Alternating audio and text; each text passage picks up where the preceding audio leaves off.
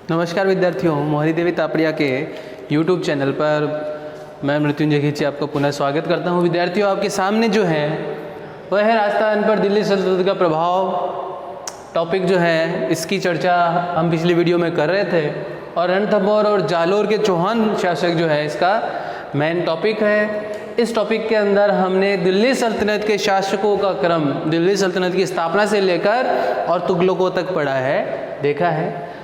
पिछले वीडियो में हमने जो है रणथंभौर के चौहान शासकों की शुरुआत जो है वो वासुदेव चौहान से लेकर और कहाँ हमीर देव तक की। आप जो है मेन टॉपिक के रूप में हमीर देव की चर्चा हमें करनी है, तो हमीर देव चौहान जो है इसकी बात करते हैं। तो सबसे पहले ये कि इस टॉपिक को पढ़ना क्यों है। इस टॉपिक को इसीलिए पढ़ना है क्योंकि राजस्थान का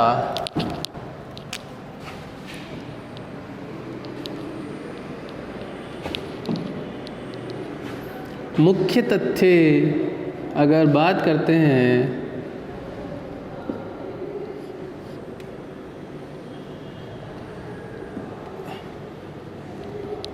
(1301) राजस्थान का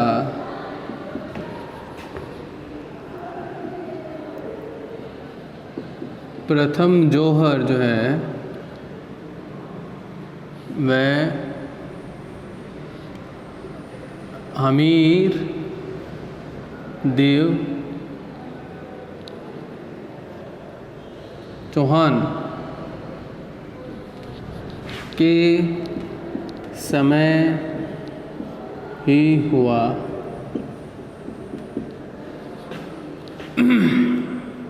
अलाउद्दीन के कारण, ठीक है। ये इसका सबसे महत्वपूर्ण तथ्य है। रणथंभौर जो है उसकी बात करते हैं दुर्ग की, तब ये चर्चा भी करेंगे। एक शब्द आया है जौहर, जौहर क्या है इसकी चर्चा भी करेंगे, ठीक है। शब्द लिख देते हैं जौहर, यानी कि प्लस केसरिया बाना, दोनों टर्म जो है वो आपको आनी जरूरी है। इसे शाका कहते हैं, ठीक है। ये क्या है? रणथंभौर दुर्ग की चर्चा करेंगे।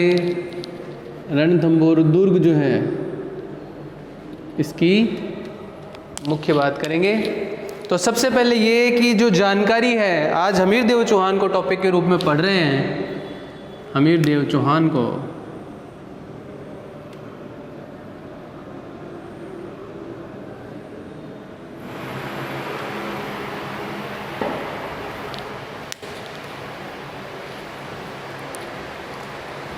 तो मैंने पिछले वीडियो में ये कहा था कि हमीर देव चौहान जो है वाघभट के बाद में जयसिम्हा, और जयसिम्हा कुछ लोगों के अनुसार जयसिम्हा और कुछ लोगों के अनुसार हमीर देव शासक बने हैं। ये जानकारी जो है वह मुस्लिम इतिहासकारों अमीर खुसरो और जियाउद्दीन वर्नी की रचना से हमें मिल रही है। तो जानकारी के सोर्स, अब इसको जो है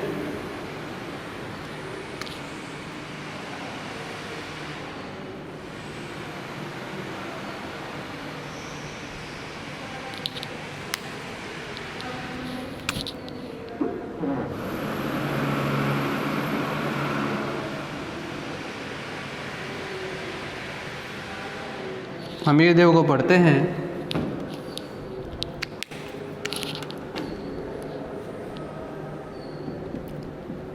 जानकारी के स्रोत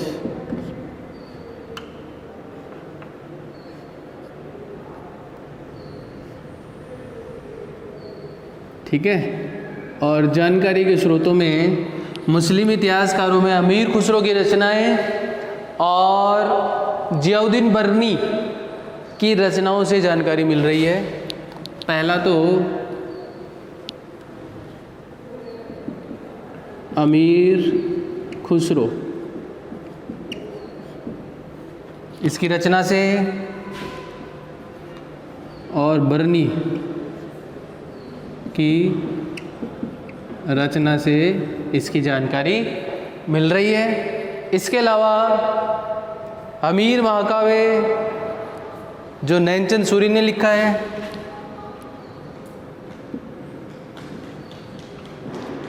हमीर महाकाव्य जो नयन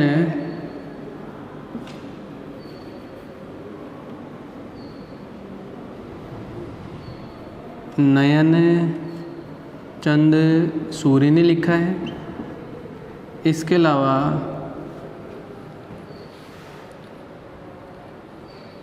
चंद्रशेखर के सुरजन चरित्र से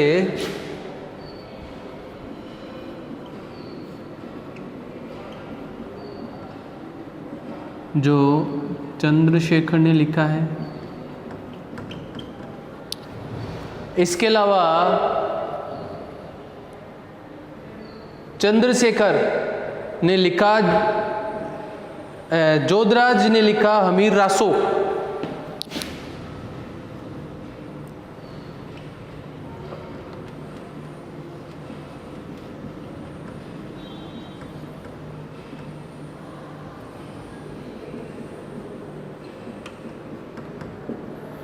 इनको जो है नामों को बॉक्सेस में डाल देता हूँ ताकि आप जो है आइडेंटिफाई कर पाएँ। ठीक है। और चंद्रशेखर का हमीरहट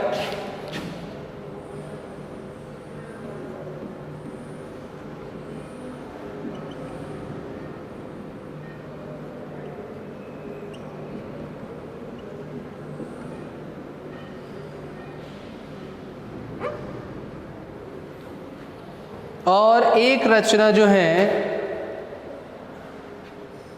हमीरहट, इन सब में जो है वह हमीर देव की जानकारी मिलती है। विद्यार्थियों, ये जो पुस्तकें हैं, इन पुस्तक जिसमें हमीर महाकाव्य, सुरजन चरित्र, हमीर रासो और हमीरहट, हमीर महाकाव्य नैनचंद सूरी ने लिखी है, सुरजन चरित्र चंद्रशेखर ने लिखी है, संस्कृत में है। हमीर रासो और हमीरहट जो हिंदी में पुस्तकें हैं, जोधराज और चंद्रशेखर ने लिखी हैं। इन पुस्तकों से हमें जो है वह किनकी जानकारी मिल रही है? हमीर देव की जानकारी मिल रही है। विद्यार्थियों, अगर आपने पिछले वीडियो हमारे देखे हैं तो हमने जब आपको साहित्यिक सोर्स पढ़ाए थे, उन साहित्यिक सोर्सों के अंदर हमने इनका जिक्र पहले भी किया था।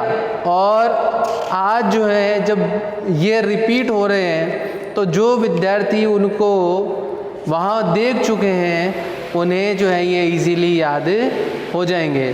तो मैं आपको जो है विद्यार्थियों हमेशा ये कहता हूँ कि जब नया पढ़ेंगे तो आवश्यक है कि पुराने वीडियो जो है वो आपको देखने चाहिए, ध्यान में रखने चाहिए।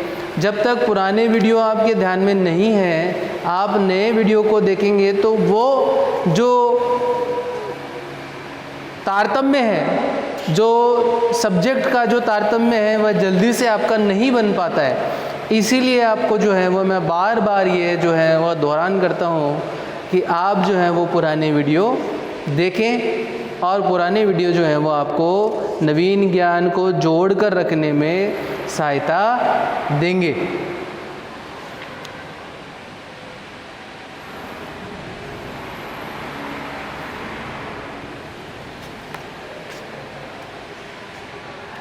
जैसे हमने जो है अब नाम दिए हैं ऊपर जानकारी के सोर्स में अमीर खुसरो, तो अमीर खुसरो की रचनाएं हमने पिछले वीडियो में जब चर्चा की थी, जब साहित्यिक सोर्स पढ़ाए थे, तब बताया होगा आपको ख्वाजाइनुल फतूह अमीर खुसरो की रचना है, या देवल रानी खिज़र का अमीर खुसरो की रचना है, या आशिका नूर सिपहर, ये रचनाएं जो है वो अमीर खुसरो ने लिखी है, जो आप इनमें हमीर देव चौहान की जानकारी मिलती है।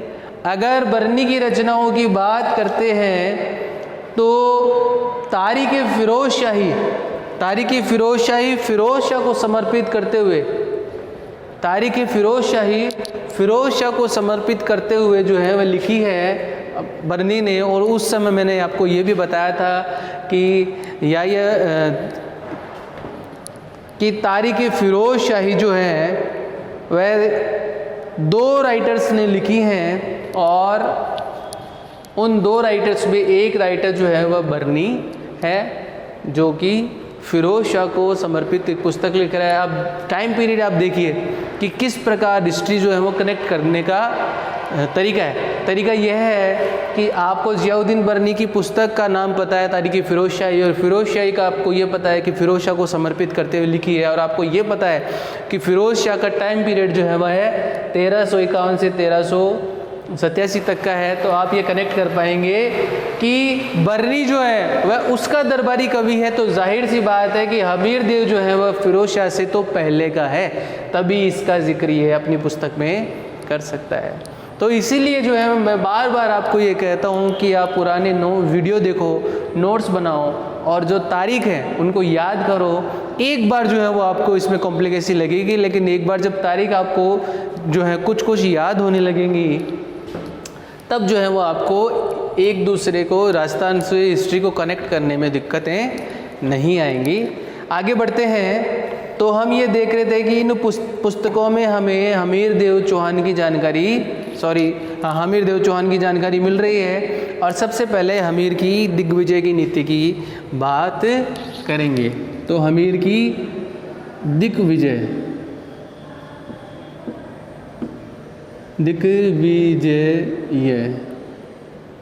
की नीति, दिग्विजय की नीति की बात करते हैं। दिग का मतलब दिशाओं की नीति की बात करते हैं। तो इसका मतलब यह हुआ कि हमीर देव जो है वो प्रतापी शासकों में गिना गया है, और हमीर देव जो है यह रणथंभौर के सिंहासन पर बैठते रहा। हमीर ने जो है वो दिग्विजय की नीति का पालन किया, और इसने जो है भीमराज के राजा अर्जुन को परास्त किया। इसके अलावा जो है दक्षिण की तरफ बुढ़ा उज्जैन से धार तक पहुंचा, परमार शासक भोज को पराजित किया। उत्तर की दिशा की तरफ मुड़ा, चित्तौड़, आबू, वर्धनपुर, चंगा, पुष्कर, खंडिल्या, चंबा और ककीरा होता हुआ वापस रणथंभौर पहुंचा। तो बहुत से स्थान जो है उसने विजित किए हैं। आपको केवल जो है विद्यार्थियों इसमें ध्यान में यह रखना है कि दिग्विजय की नीति का पालन कर रहा है, इसका मतलब ये प्रतापी शासकों में रहा है। क्योंकि जब आप इसका मूल्यांकन करेंगे तब आप ये आपको ये ध्यान में रखना है कि जो हमीर देव चौहान है वो किस प्रकार का शासक रहा है। क्योंकि कुछ राजा ऐसे रहे हैं उन्हें शासन में बिल्कुल भी विस्तार नहीं किया है, जो शासन उन्हें मिला है वही शासन उनका रहा है, उसमें साम्राज्य विस्तार ही नहीं किया। लेकिन इसने जो है वो दिग्विजय की नीति अपनाई, यथार्थ विस्तार किया है। और वह हमीर महाकाव्य में वर्णित जो दिग्विजय की नीति है उसमें हमीर देव द्वारा अलग अलग सैनिक अभियान किए गए हैं। तो हमीर महाकाव्य में ये दिग्विजय की नीति की जानकारी मिलती है। अगर कहीं कंपटीशन में प्रश्न पूछ ले आपको कि दिग्विजय की नीति का उल्लेख किस पुस्तक में किया है, तो एक छोटा प्रश्न यहाँ से बनता है। इसके बाद में ये कि सैनिक मात्र थे, बाद में कवि ने एक सूत्र में पिरोकर दिग्विजय की जो जानकारी दी है। हमीर देव ने बलबन शिलालेख में भी कोटि यजनों का उल्लेख किया है, जो कि उसकी दिग्विजय की नीति का स्वरूप है। हमीर मकावे में अर्जुन को धार के शासक भोज का संबंधी बताया है। हमीर ने भोज को धार स्थान पर पराजित किया। अपने जीवन काल में इसने जो है वो 17 युद्ध लड़े, 17 युद्ध लड़े, जिनमें 16 में विजयी हुआ है। 17 युद्ध लड़े जिनमें 16 में विजयी रहा है। 17वें अंतिम युद्ध में वह दिल्ली के सुल्तान अलाउद्दीन खिलजी से लड़ता हुआ वीरगति को प्राप्त हुआ है। 17वें अंतिम युद्ध में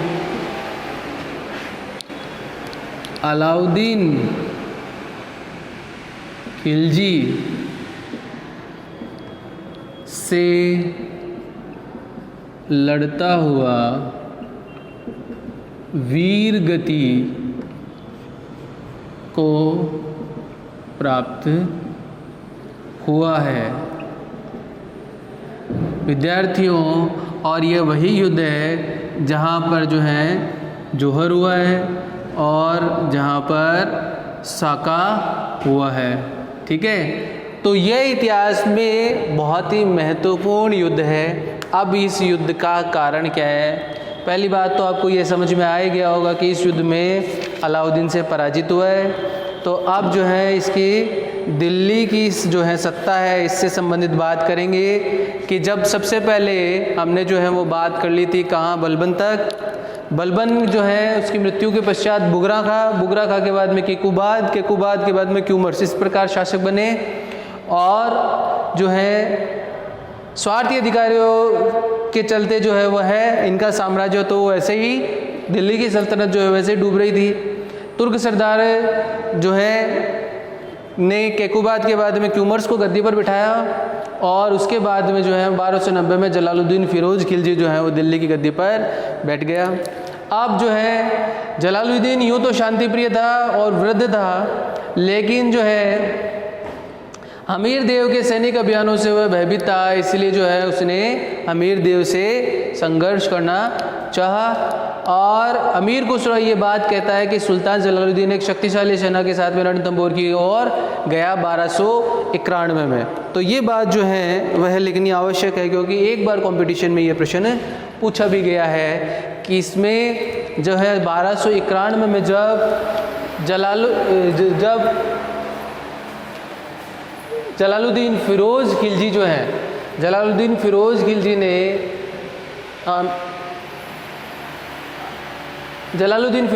ने रणथंभौर जो विजय है वह करनी चाहिए, तो उसमें वह परास्त हुआ था।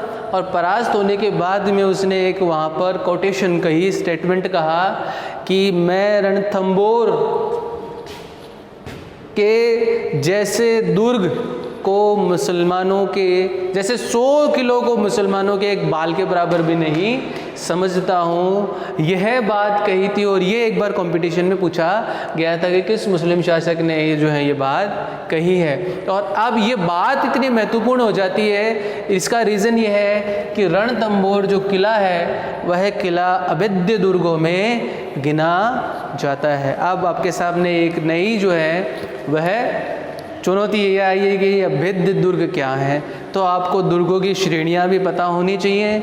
दुर्गों की श्रेणियों में हम जो है इसी टॉपिक को आगे बढ़ाते हुए नेक्स्ट वीडियो में ये करेंगे कि एक एक दुर्ग भी साथ साथ में पढ़ेंगे। तो इसमें सबसे पहले रणथंभौर दुर्ग की बात करेंगे कि इसके अंदर जिसे हम बख्तरबंद दुर्ग कह रहे हैं, इसकी अभेद्यता ऐसी क्या है, किन पहाड़ी पे, क्या ये गिरिदुर्ग की श्रेणी में है और किन पहाड़ियों के से ये घिरा हुआ है, इसे बख्तरबंद दुर्ग क्यों कह रहे हैं। और किसी मुस्लिम शासक या किसी शासक के द्वारा ये जो है विजित नहीं किए जाने पर यह कहना है कि मैं ऐसे किलों को मुसलमानों के एक बाल के बराबर भी नहीं समझता हूँ, जो कि इतिहासकार ये कहते हैं कि वह उसकी एक जो है वह कमजोरी है। लेकिन ये दुर्ग जो है वो उसके द्वारा विजित क्यों नहीं किया गया, इसका कारण क्या रहा है, तो ये देखेंगे कि 1291 ईस्वी में जलालुद्दीन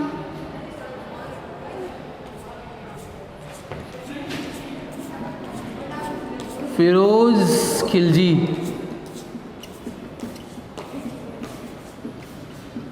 द्वारा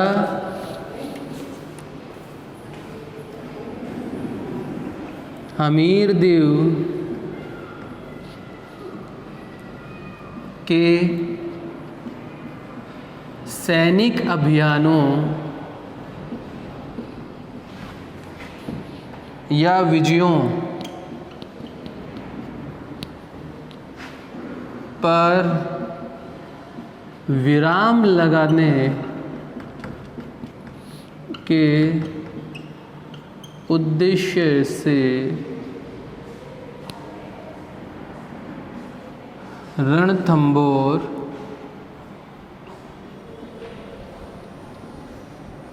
अभियान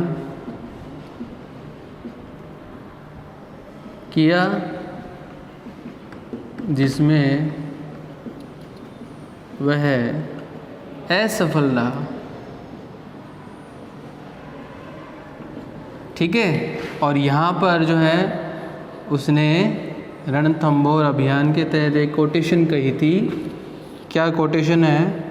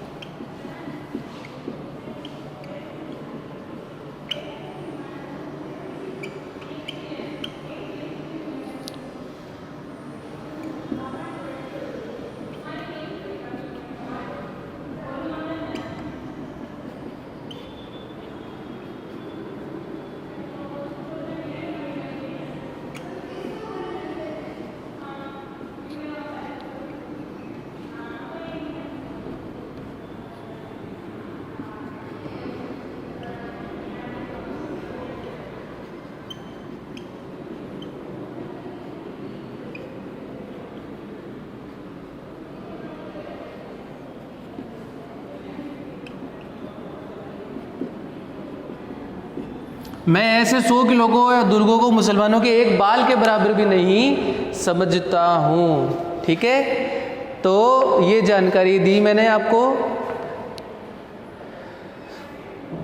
जिसमें ये सफलता इसे हासिल नहीं हुई है। वास्तविकता यह थी कि हमीर की मजबूत मोर्चाबंदी को नष्ट करके रणथंभौर पर अधिकार करना बहुत ही मुश्किल था। इसके अलावा तुगलकनामा से पता चलता है कि हमीर के छापेमार सैनिक दस्तों ने सुल्तान के सैनिक शिविर को काफ़ी क्षति पहुंचाई। इस जो है इसके बाद में 1291 में सुल्तान ने घेरा उठाकर दिल्ली की तरफ कूच कर गया। तो यहाँ से जलालुद्दीन फिरोज खिलजी जो है, जब उसे सफलता हासिल नहीं मिली अमीरदेव के विरुद्ध, तो दिल्ली की ओर कूच कर गया। जब जलालुद्दीन खिलजी की 1296 में हत्या कर दी अलाउद्दीन खिलजी ने, जलालुद्दीन फिरोज खिलजी, इधर देखिए शासन जो है जलालुद्दीन फिरोज खिलजी के बाद में अलाउद्दीन खिलजी जलालुद्दीन फिरोज खिलजी का जो है वो भतीजा भी है और जवाई भी है। ये 1296 में, यूँ तो 1294 से लेकर ही इसका जो है साम्राज्य शुरू माना जाता है, और जलालुद्दीन फिरोज खिलजी के सैनिक अभियानों में मुख्य नेतृत्व भी अलाउद्दीन खिलजी ने ही किया था। लेकिन 1296 में जो है जलालुद्दीन फिरोज खिलजी की हत्या करके अलाउद्दीन खिलजी दिल्ली की गद्दी पर बैठ जाता है, और दिल्ली की गद्दी पर बैठने के पश्चात जो है एक नए दौर की शुरुआत यहाँ पर होती है। ये नए दौर की शुरुआत जो है संपूर्ण जो है भारत को और राजस्थान के कुछ प्रांतों को जो है वह बिल्कुल ही हिला देती है। इसका रीज़न क्या है? रीज़न यही है कि अलाउद्दीन जो है वो बहुत ही महत्वाकांक्षी शासकों में रहा है, और अलाउद्दीन के द्वारा किए गए गुजरात अभियान को जो है जब संपन्न किया जा रहा था, तो गुजरात से जो है वह दिल्ली की ओर जाने का जो मार्ग था वह मार्ग राजस्थान होकर था। तो अब एक नक्शा बनाएंगे और उस नक्शे के माध्यम से ये समझने का प्रयास करेंगे। यहाँ देखिए विद्यार्थियों,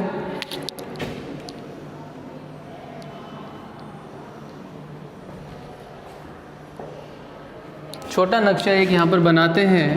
पहले यह इंडिया को दिखाते हैं,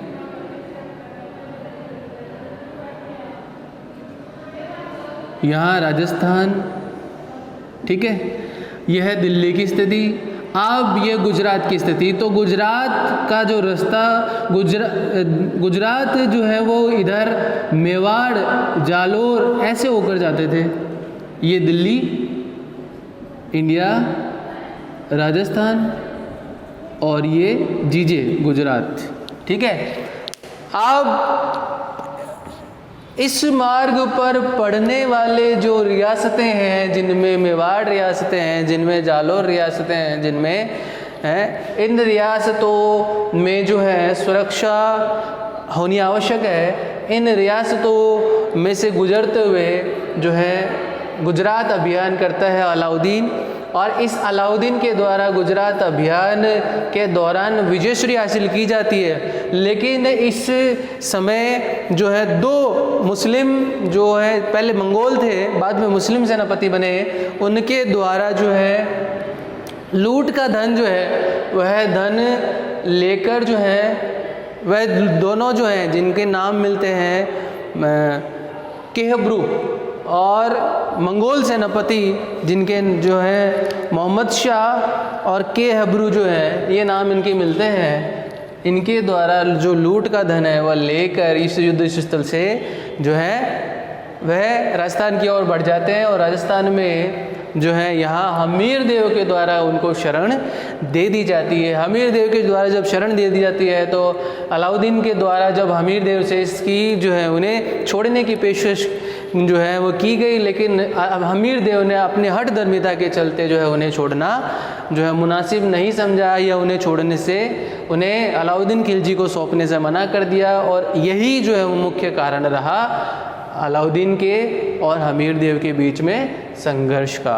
विद्यार्थियों, इसके पीछे जो है कुछ रणथंभौर के अभियान के पीछे कुछ कारण और भी बताए जाते हैं, जिन कारणों में यह है कि दिल्ली से उसकी निकटता, जालोर जो है रणथंभौर की दिल्ली से निकटता, या रणथंभौर को अधिकृत करने की जलालुद्दीन की असफलता। यहाँ देखिए अब जलालुद्दीन है, फिरोज खिलजी जो है रणथंभौर में असफल हो चुके हैं, तो अलाउद्दीन खिलजी इसका बदला लेना चाहता था। तीसरा कारण है उसकी सुप्रसिद्ध दुर्भेद्यता कि रणथंभौर दुर्ग की जो दुर्भेद्य जो है उसकी बनावट है, उस बनावट से बहुत जो है प्रभावित हुआ। और जालोर के निकट हुए विद्रोह के नेता मोहम्मद शाह और उसके भाई केहब्रू को शरण दिए जाना, जो कि चौथा और सबसे मुख्य कारण बताया जाता है। तो इस कारणों के चलते जो है यहाँ दिल्ली की गद्दी पर बैठा हुआ अलाउद्दीन खिलजी राजस्थान में जो है यहाँ कौन से एरिया पर, किसकी बात कर रहे हैं, ये बीच में अजमेर, ये तो हिंदी में लिख देता हूँ, दिल्ली भारत की बात कर रहे हैं, राजस्थान, और ये एरिया यहाँ पर रणथंभौर, और ये एरिया गुजरात। यहाँ पर जो है वह रणथंभौर जो है उससे के शासक हमीर देव चौहान के द्वारा दो सेना नायकों को शरण दी गई, और उस शरण देने के चलते जो है उनसे हमीर देव से अलाउद्दीन खिलजी का संघर्ष हुआ, और इस संघर्ष में हमीर देव पराजित हुआ। पराजित होने के बाद में हमीर देव जो है वीरगति को प्राप्त हुआ, और वीरगति को प्राप्त हुआ तो इसकी रानी जिनका नाम मिलता है रंगा देवी, उन्होंने जौहर किया। ये जौहर इतिहास में राजस्थान का पहला जौहर या पहला शाका कहलाता है। तो जौहर किसे कहते हैं, कैसे ये किसे कहते हैं, राजस्थान का पहला कौन सा है, क्या ये जल जौहर है, या ये जो है अग्नि जौहर है, या इसके अलावा जो है हमीर देव चौहान जो है उनकी रानी का क्या नाम है। जैसा कि बहुत से प्रश्न छोटे छोटे इसमें से बनते हैं। रणथंभौर दुर्ग की जो है, रणथंभौर दुर्ग जो है उसकी अभेद्यता, ये सब जो है हम नेक्स्ट वीडियो में देखेंगे। विद्यार्थियों, एक एक करके हर कड़ी को समझते हुए चलेंगे तो बहुत ही ईजी है, बहुत ही ईजी है, कोई भी तकलीफ नहीं होगी। और अगर जो है इन्हें एक जो है केवल पढ़ने के उद्देश्य से पढ़ेंगे, इसमें रोचकता के साथ में, इसमें जो है हम नहीं इसको चेष्टा के साथ में इसे नहीं पढ़ने की कोशिश करेंगे तो ये याद नहीं होंगे। ठीक है, तो इसीलिए इंडियन हिस्ट्री के जो टॉपिक हैं उनको और राजस्थान की हिस्ट्री के जो टॉपिक उनको साथ साथ में पढ़ते हुए कल जो है हमीर देव का मूल्यांकन करेंगे नेक्स्ट वीडियो में। आज के लिए इतना ही। वीडियो को लाइक कीजिए, शेयर कीजिए, सब्सक्राइब कीजिए। फिर कह रहा हूँ साथ साथ में नोट्स बनाइए, पढ़ते रहिए। धन्यवाद।